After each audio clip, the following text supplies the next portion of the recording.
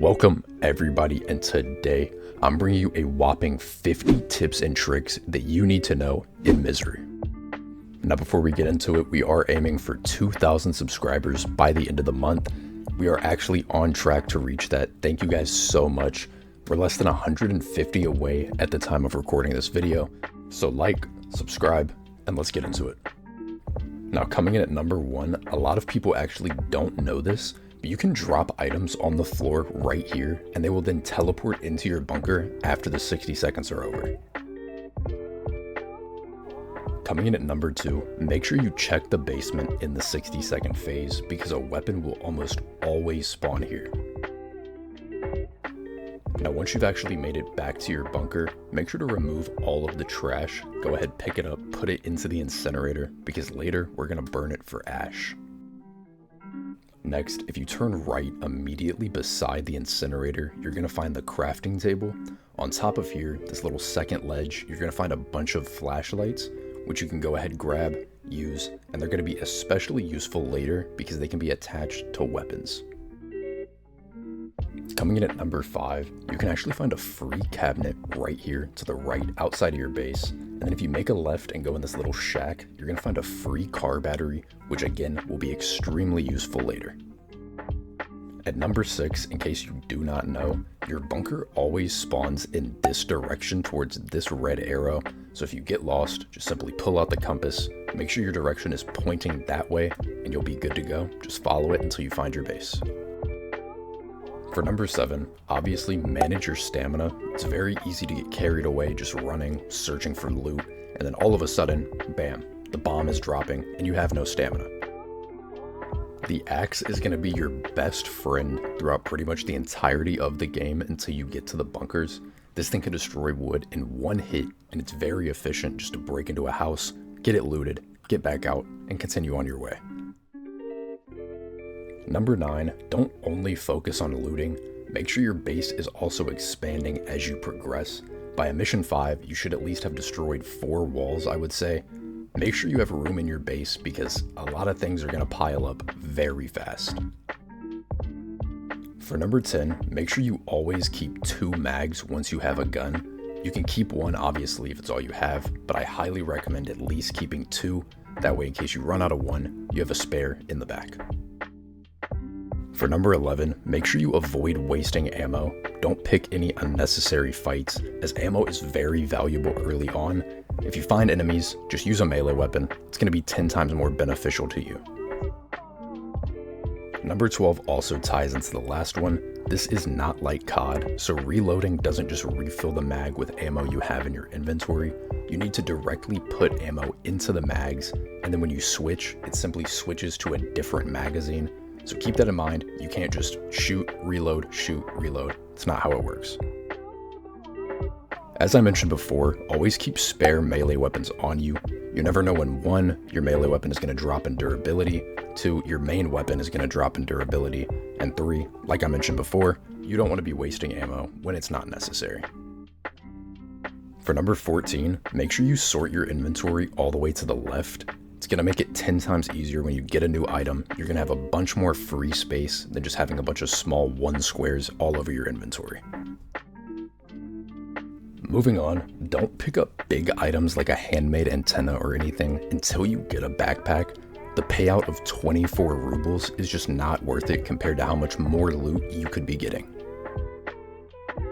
Building off that last one, big items should always be put in your largest inventory space, which is likely going to be your backpack early on. It's just going to save you so much more room, as the top inventory space should be used for food, water, and necessities. Another tip involving your inventory, electronics and wood will become very heavy very fast. So also, don't sort those in your top inventory, put them in your backpack or another inventory space. Coming in at number 18, make sure to reset your inventory after each expedition. You shouldn't be carrying loot from your previous run into your next run. It's just going to prevent you from getting more loot, so make sure you drop everything off in your bunker. Next, make sure to focus on base upgrades before decorations. Of course, I get it, you want your base to look good, but you need to make it functional first. So focus on that and then focus on decoration. Next, there are going to be two different wooden wind turbine spawn locations. The first is going to be in the meadow field. If you find this house right here, the side shack attached to it is going to have a turbine in the back right corner. Next location is going to be on this shack roof. The shack will spawn randomly throughout the woods, so make sure you're looking for it. For tip 21, we're going to go back to the meadow field, and inside the house you just found that wooden wind turbine. On the right hand side, you're going to find a free large crop, which is going to be great for farming.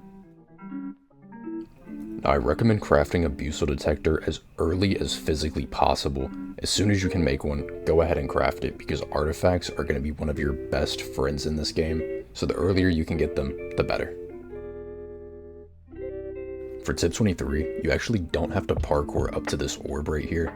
Instead, just make your way over to the tower, step a few feet back, and then get a run and go, jump, and you should be able to grab anything that's up there. For tip 24, certain points of interest like the storage containers will not spawn until you've reached a mission 5 or shining 5, whatever you want to call it, so just keep that in mind as you're playing. For tip 25, I recommend not crafting anything that you can find while out on an expedition, for example, like the wooden wind turbine. However, I do recommend at least crafting sledgehammers because they're a little bit more rare. For tip 26, headshots do the most damage in the entire game, so to conserve ammo and not waste anything, make sure you're always shooting for the head. Next, if you find the big radio tower, inside in this little red glowing room, you're going to find a weapon as well as ammo pretty much every single time. There's also a military box located in the very back of the room, and a couple items located on this shelf, so if you find this, go in and definitely check it out. For tip 28, when you enter the city, don't be afraid to spend time in your bunker. This is going to be the main time where you need to be upgrading. The apartments have so many different storage items like cabinets, fridges, wardrobes, everything that you need to start storing up your base. Next, both the rat wolf and the crayfish mobs can both be cheesed in the exact same way. So if you find a car or anything with higher ground, just simply jump on that and the rat wolf and crayfish will not be able to get you. You can attack them, kill them, and you'll be perfectly safe. Now the twins can also be cheesed, but they have a different method compared to the rat wolves and crayfish. Instead, find a doorway into an apartment and simply run inside. From there, the twins are not going to be able to enter and you can attack completely safe. Now if you kill any of these mobs besides the crayfish, I recommend grabbing the trophy that they drop, taking it to the Cerzes and selling them, because the rat wolf trophy is going to sell for 75 rubles and the twins trophy will sell for 56. Now I highly recommend doing at least a little bit of crayfish farming because they drop one of the best anti-insanity items in the entire game, which is caviar. Now for tip 33, if you find these floating trucks somewhere in your city, I highly recommend you go and stop by them because you're going to find a couple of military boxes floating behind the trucks. In here, you can always find weapons, ammo, gas masks, extremely valuable items that you're going to need going forward. For tip 34, the twins are going to have two different spawn locations. The first is going to be right here around these red storage containers. He'll be dead center in the middle of all of them. Next, he's going to be sitting in the middle of like this skating rink, ice skating rink looking thing, just dead center. So anytime you pass these, make sure you keep an eye out. For tip 35, the best source of ash is going to be in the city. Anytime you see these garbage cans, walk up to them and they're going to have tons of garbage laying on the floor. Just make sure you have the inventory space to carry it. Now for tip 36, I really just want to emphasize, anytime you see a military box, you need to be picking it up, especially early on, because they have great storage and they're not that big at all, meaning you can add a lot of them to your base. Now, if you're walking around the city and you see this broken building with an orb in the middle, make sure you go inside because on the second floor, on the right, you're going to be able to find another military outpost. In here, you're going to find a bunch of military boxes and dead bodies, so loot it all up and get everything you can. Now make sure you watch out for zombies because they are found around every military outpost in the city. When you're walking by the trucks, there's guaranteed to be a zombie at least somewhere in the vicinity. In the building, there's not one there, but it is right outside of the building, so make sure you watch as you're going in. Now make sure to be careful because rat wolves can literally appear out of nowhere. There's multiple times where I've just been walking and all of a sudden I get hit for half of my health. So you want to always keep your eyes out. They are very sneaky and very well hidden. Now I recommend having at least a PKM2 gas mask as well as a hazmat suit before even attempting to go into the bunker because the radiation in there is absolutely insane. For tip 41, we're moving into the bunker now, and as soon as you enter, you're gonna notice like 20 military boxes just stacked up to the wall. Immediately grab every single one of them because majority of your storage in your bunker, like I said, is gonna come from military boxes. They're one of the best storage items in the entire game, so grab them anytime you see them.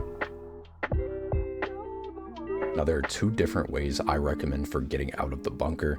The first is going to be if you bring glow sticks, make sure you drop them occasionally as you keep going. Once you see one, you're going to know, oh, this is the way I came in. Just keep following that way and eventually I'll get out. Next is going to be if you hug the leftmost wall inside the bunker, you'll eventually get to a point you probably recognize. And then from there, just keep going, keep hugging the left wall and you'll eventually get out. A gun pretty much always spawns right here on this table. This is in the crumbling catacombs area, whatever you want to call it. There are also two military boxes on both sides of the room, so check those out as well. Now, if you find this exposed metal grate in the ground and hop inside, it's actually going to be a tunnel that leads you to an entirely new section of the bunker. Now, make sure you avoid screamers at all costs. If you don't know what a screamer is, it's going to be this thing right here on screen. If you get too close to it, it's going to bang its arms down on the floor, and this will alert every single ghoul in the general vicinity, and they will immediately start hunting you. You can actually run directly by the ghouls. You can actually run into them, matter of fact, and they will not wake up, as they only wake up for loud sounds.